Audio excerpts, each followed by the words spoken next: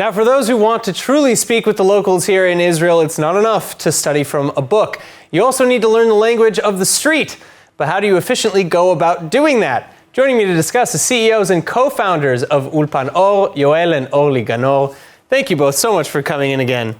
Good afternoon. Great to see you. So, okay, first of all, how much of a focus is there from the student's perspective on learning some of this slang? Because I'm guessing Google Translate doesn't cut it. Right. Let's take, for instance, the English expression, break a leg, right? If you go to Google, what will you understand from that? You will not be able to understand that it's actually a blessing for good luck, right? Right. The same in Hebrew, context okay? Here. So if you don't know that and you come to Israel and speak with the natives, you won't understand them unless you know some basic slang, some very common basic expressions. And the focus is on expressions, because if you know those expressions, your life will be easier. People will smile to you because they'll understand you. You'll achieve rapport with the Israelis. That's the thing. So, okay, so what are some of like the tips and the tricks of going about picking up some of these expressions? So the best trick is to actually hear it in a conversation. And that's what we're doing in our system. From the first minute, you study a little dialogue and you feel the way to use the word.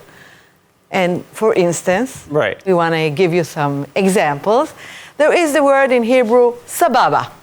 And sababa actually means everything. Sababa is cool. Sababa is okay. Sababa is, I'll do what you want. It's a catch-all, for sure. Yeah. Right? The same goes for akhla, for instance. Yeah, right. Okay, the origin of those is, of course, Arabic, but it's very common to use those in Hebrew. Or the other end is basa, which means bummer, okay? So if you know that and you actually express these words to Israelis, you feel at home. They'll feel on the same page with you. Easy, instant connection. Okay, so, what are some of the slang terms, again, that new Olim or Hebrew speakers have the hardest time understanding or putting into context? Like what doesn't maybe translate so well? Okay, so we can... Mainly words like sentences, like the one Yoel mentioned, break a leg in Hebrew, in English. So let's say... if we take just common expressions, ma nishma, okay?